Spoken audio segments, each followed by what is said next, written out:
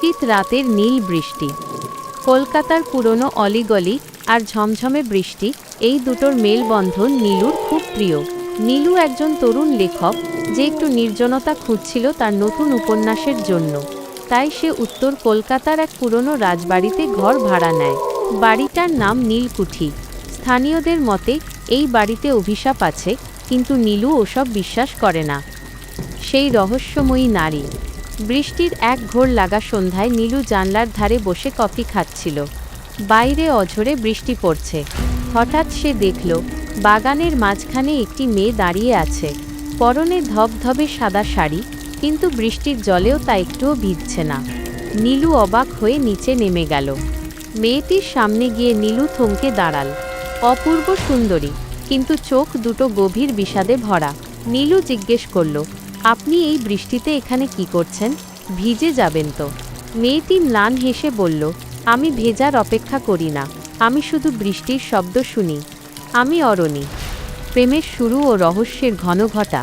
পরের কয়েকদিন নীলু আর অরণির দেখা হতে লাগল প্রতি রাতে, যখনই বৃষ্টি নামে। অরণির কথা বলার ভঙ্গি খুব অদ্ভুত, যেন সে এই যুগের নয়। নীলু অরণির প্রেমে পড়ে গেল। অরণি তাকে পুরনো দিনের অনেক গল্প শোনাত।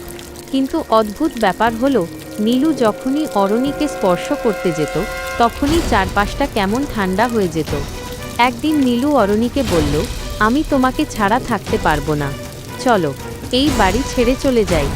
অরণি দীর্ঘশ্বাস ফেলে বলল, আমি এই বাড়ির সীমানা পেরোতে পারবো না নীলু। তুমি জানো না আমি কে।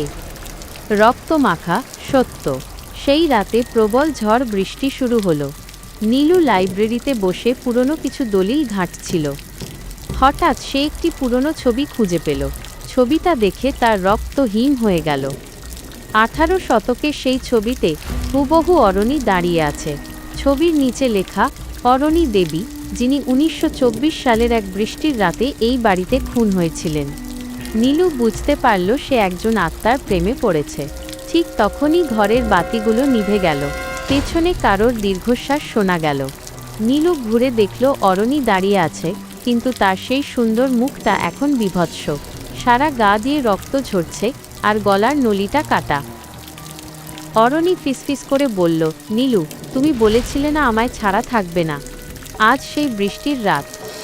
আমি একাই ছিলাম এতদিন, এবার তুমিও আমার সাথে থাকবে। চিরন্তন মিলন।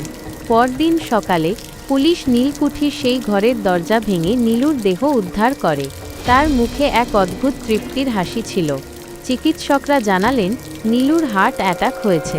কিন্তু আশ্চর্যের বিষয় হলো, নীলুর শরীরের ওপর কোনো আঘাতের চিহ্ন না থাকলেও তার হাতের মুঠোয় পাওয়া গিয়েছিল একটি পুরনো আমলের কাঁচের চুড়ির টুকরো। আজও যখন উত্তর কলকাতায় প্রবল বৃষ্টি নামে, নীলকুঠির জানলায় দুটি আবছায়া অবয়ব দেখা যায়।